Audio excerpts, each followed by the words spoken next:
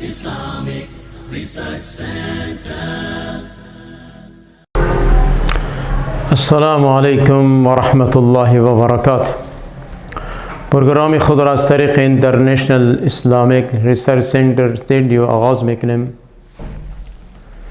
ان الحمد لله نحمده ونستعینه ونستغفره ونعوذ بالله من شرور انفسنا ومن سیئات اعمالنا.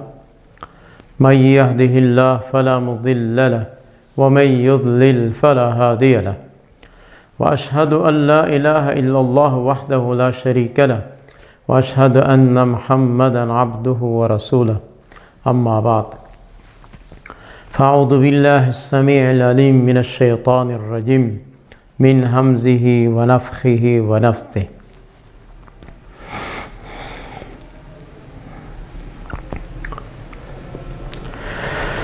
ثم قست قلوبكم من بعد ذلك فهي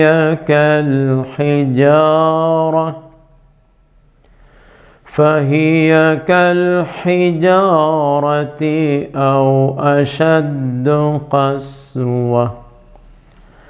وإن من الحجارة لما يتفجر منه الأنهار وإن منها لما يشقق فيخرج منه الماء وإن منها لما يهبط من خشية الله وما الله بغافل عما تعملون. أفتطمعون أن يؤمنوا لكم وقد كان فريق منهم يسمعون كلام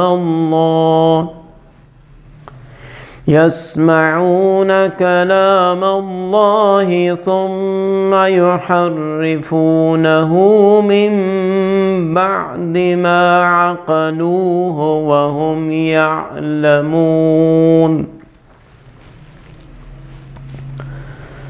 وإذا لقوا الذين آمنوا قالوا آمنا وإذا خلا بعضهم إلى بعض قالوا أتحدثونهم بما فتح الله عليكم ليحاجوكم به عند ربكم أفلا تعقلون. أولا يعلمون أن الله يعلم ما يسرون وما يعلنون. صدق الله العظيم.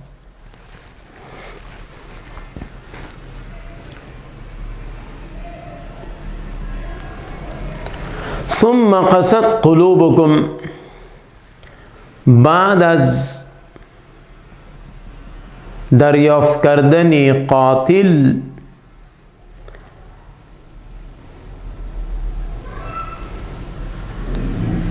دلهای این بنی اسرائیل بعداً خیلی سخت شد. در اثنایی که اینها پریشان بودن، دنبال قاتل تلاش کرده را روان بودن، خیلی دلهایشان حالتشان نرم بود، به خاطر اینکه در آن وقت اینها پریشان حال بودن.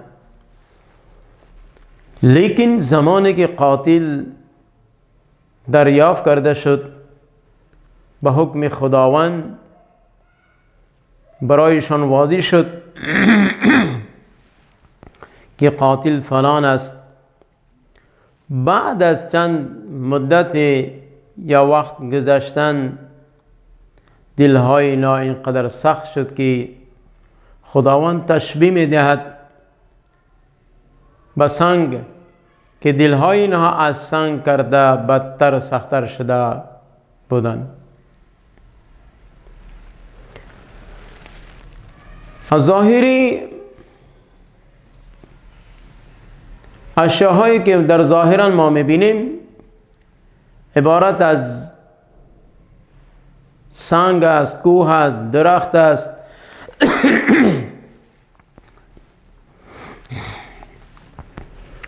در ذهن ما، عقل ما خیلی مشکل ناگوار معلوم می شود که سنگ از نگاه عقل ما منجمد می باشد،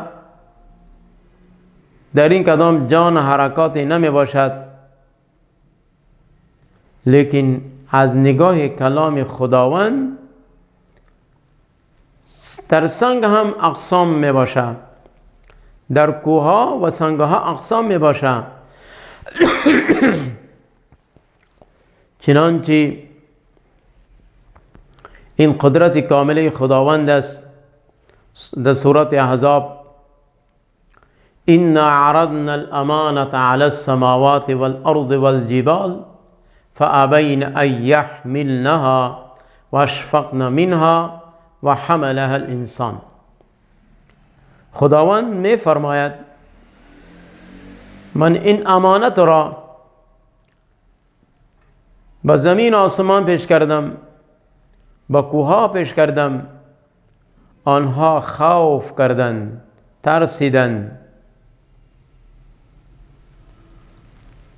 که این امانت خیلی سنگین گران می باشه، ما این را حق ادا کرده نمی توانیم، انصاف کرده نمی توانیم، لہذا انکار کردن. انسان این امانت را پذیرفت، این امانت را پذیرفت. این قدرت کامله آن ذات است که کوها را به حرکت بیاره، به انواع مختلف تقسیم کنه، به مختلف اندازه ها چیر پار شوند، دشق شوند، بافتن، از ترس خداوند یک سو یک طرف شوند. غول خورده، به اصطلاح غیله خورده، از جاهای بلندی به زیر می آیند. این اشاره به طرف قدرت واحدی لا شریک می باشد. لیکن در اینجا اشاره ثم قست قلوبکم، ترجمه بعد از آن سخت شد دلهای شما، من بعد ذلك، بعد از این فیصله، بعد از این واقعه قاتل و مقتول. فهی کالحجارة او اشد قسوه، شکل یا گویا این که یک سنگ بده باشه و مثل سنگ، یا از سنگ کرده هم سختر. دلهای شما اینقدر سخت شدن که از سنگ کرده هم سختر. الله رب العالمین اقسام سنگها را بیان میکنه که در سنگها 3 خصلت می باشه. یکی از این سنگها این است که و این من الحجارة لما یتفجر منه الانهار، و یقینا از بعض سنگها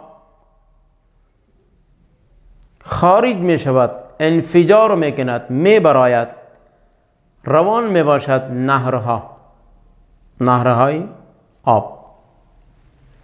و این منها لما یشقق فیخرج منه الماء.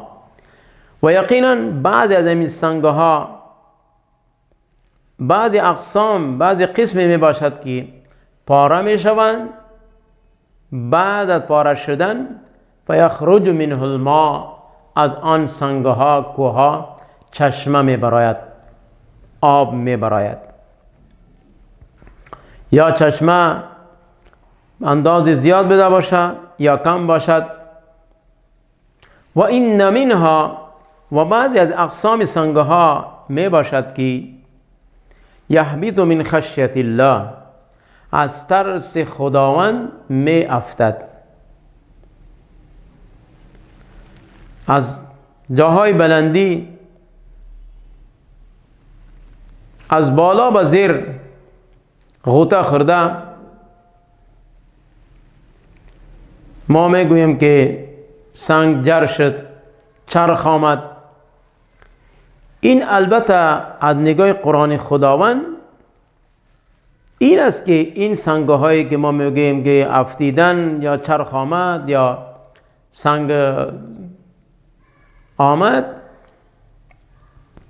اینها البته از ترس خداوند به پایین می آیند. این سنگ هایی که به زمین از جاهای بلندی به زیر می آیند، این سنگ ها از ترس خداوند می باشد. و ما الله بغافل عما تعملون، الله غافل نمی باشد با آن عملهایی که شما میکنید. زمانی که از طرف خداوند سختی یا کدام مصیبت دشواری پریشانی بالای شما بیاید یا با زور و بازو بالای شما، چنانچه که بالای این مردم بنی اسرائیل کوه طور را بالا کرد، الله رب العالمین از اینها عهد و پیمان گرفت. همچنین واقعه اگر پیش روی اینها وارد شود، اینها به این واقعه و مصیبت ها مبتلا شوند، طرف خداوند رجوع میکنن. لیکن زمانی که خوردنوش هر قسم آزادانه عیش و عشرت را دارا می باشند، کدام تکلیف مصیبت بیماری غم و اندوه برایشان نمی باشد، در این اثنا از خداوند فراموش میکنند. اینا فکر میکنند که کدام پرسان کننده از ما نمی باشد، ما چیزی را بخواهیم بکنیم از ما باز پرس نمی شود، پرسان نمی شود. لہذا الله رب العالمین ارشاد فرمود و ما الله بغافل عما تعملون، و تمام اعمال شما و تمام کردار شما الله واقف می باشه، با خبر می باشه. الله بی خبر نیست، غافل نیست از افعال، از کردار شما، بلکه شب بده باشد یا روز بده باشد، چنانچه در آیت بعدی می آید. آن چیزی که شما می پوشانید یا ظاهر میکنید الله را برایش معلوم است. خداوند آگاهی دارد، میداند، میفهمد که شما چی عمل و چی حرکات کرده را روانسته. لہذا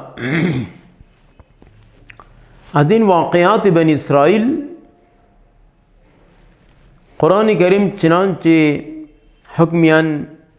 حکمش از زمانی که نزول شده است تا به قیامت جاری می باشد. باید که ما عبرت حاصل کنیم، نصیحت حاصل کنیم.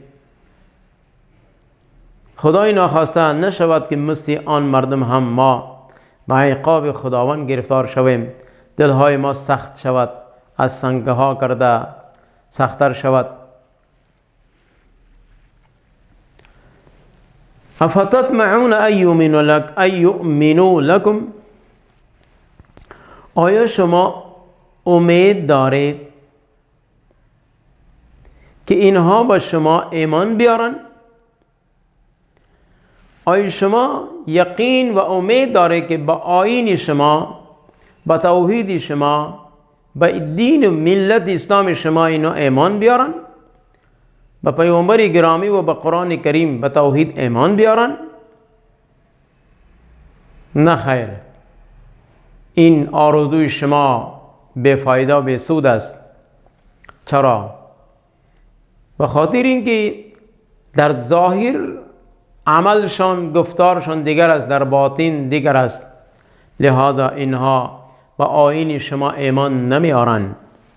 وقد كان فريق منهم يسمعون كلام الله ثم يحرفونه من بعد ما عقلوه وهم يعلمون. وقد كان فريق منهم يسمعون كلام الله. اور یقینا بتحقیق بلا شک و شبهه یقینا یک جماعت از اینها بود کتاب خدا را میخواند، میشنید تورات را.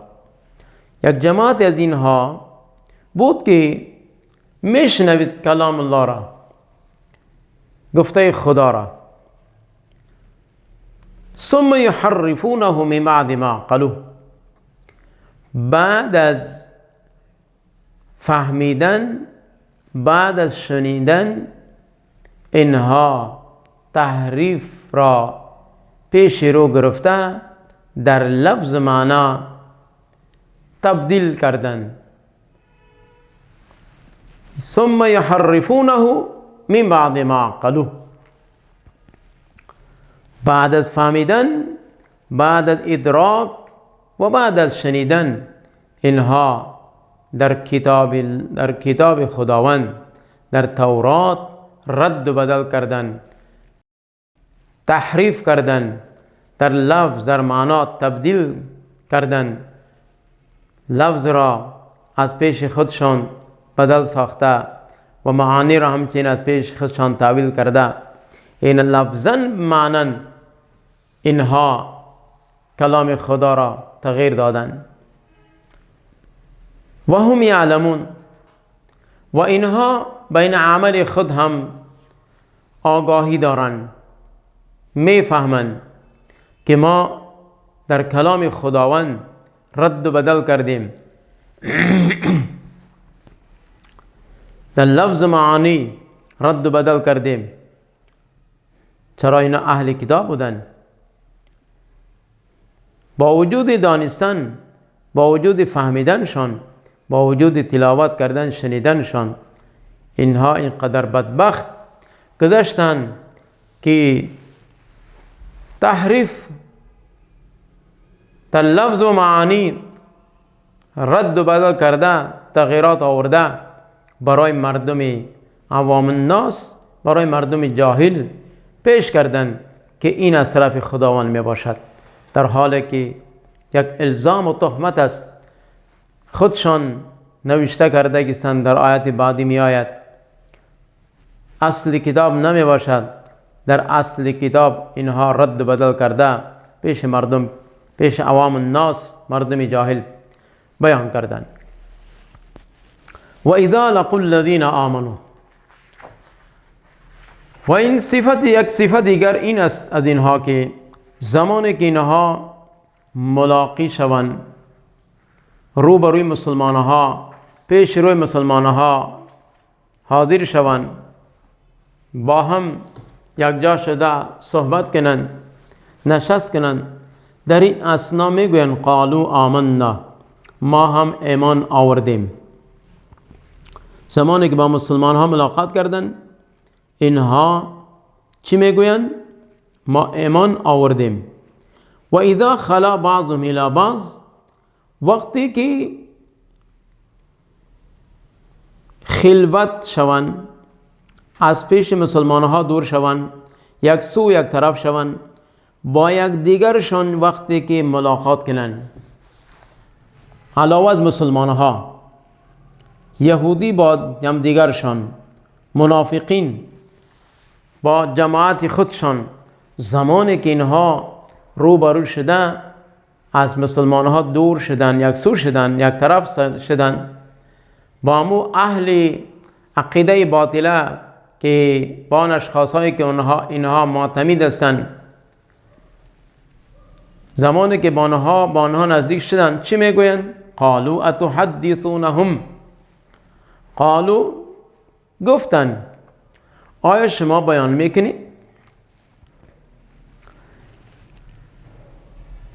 علما برای عوام الناس میگویند، علمای اهل کتاب، اتحدثونهم بما فتح الله علیکم، آیا شما برای مسلمان ها بیان میکنی او چیزی که الله برای شما واضح کرده بیان کرده است؟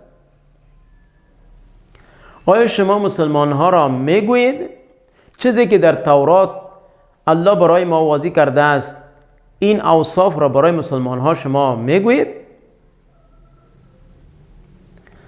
لیحاجوکم به عند ربکم، زمانی که شما این اوصاف تورات را، این احکامات مسائلی که در تورات است وجود دارد، اگر پیشی مسلمان ها بیان کنید، لیحاجوکم به عند ربکم، اینها مخاصمه و گفتگو میکنن، حجت قایم میکنن به سبب آن بیان شما در نزد پروردگارتان. اینها حجت قایم میکنن، گفتگو میکنن به سبب آن بیان کردن شما تورات را در پیش مسلمان ها عند ربکم، در نزد خداوند. افلا تعقلون، آیا شما از عقل خود کار نمیگیرید؟ آیا شما از عقل خود کار نمیگیرید؟ آیا گپ نمیفهمید؟ این سخن را که شما در پیش روی مسلمان ها اظهار کردید و گفتید که در تورات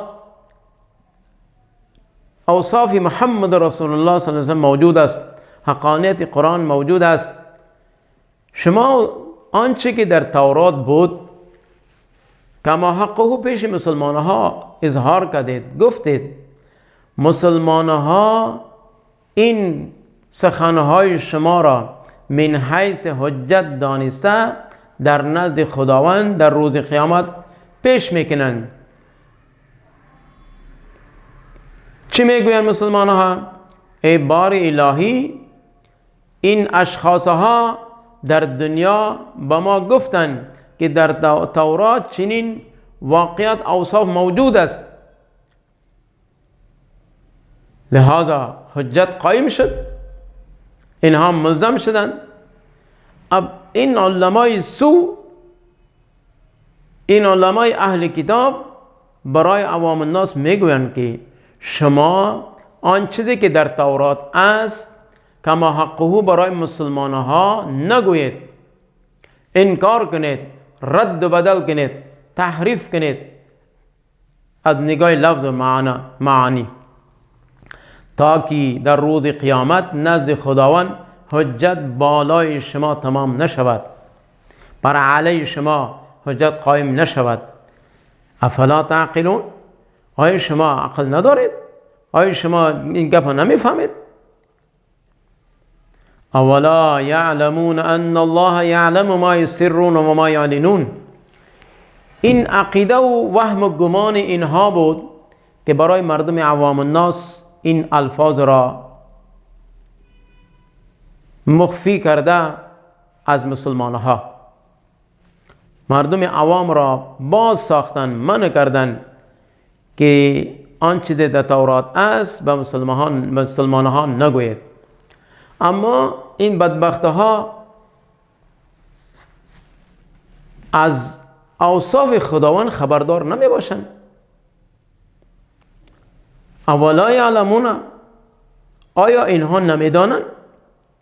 آیا اینها بیخبر و غافل هستند؟ ان الله یعلم ما یسرون و ما یعلنون، یقینا الله میداند آن چیزی که شما میپوشانید و آن چیزی را که شما اظهار میکنید. اما این عقیده و این دعوت شما و این امر و حکم شما برای مردم عوام الناس بی سود بی فایده است. چرا خداوند ظاهر میکند، برای خداوند معلوم است آن چیزی که شما ظاهر میکنید، آن چیزی را که شما میپوشانید. عمل ظاهری شما را، باطینی شما را، از طرف شب بوده باشد، از طرف روز بوده باشد، آن محافل مکر دجالیت شما را الله رب العالمین میداند، میفهمد. خداوند غافل نمی باشد از عمل شما از مکر و معاملات شما. خداوند از تمام افعال و کردار شما با خبر است. اما این عقیده و وهم و غلط فهمی شما است که در شأن مسلمان ها این الفاظ ها را استعمال میکنید. خداوند ظاهر میکند، خباثت شما را ظاهر میکند، افعال ناشایستگی شما را ظاهر میکند. و منهم امیون لا یعلمون الکتاب. صدق الله العظیم. اقول قول هذا استغفر الله لي ولكم ولسائر المسلمين. سبحان ربك رب العزة عما يصفون وسلام على المرسلين والحمد لله رب العالمين.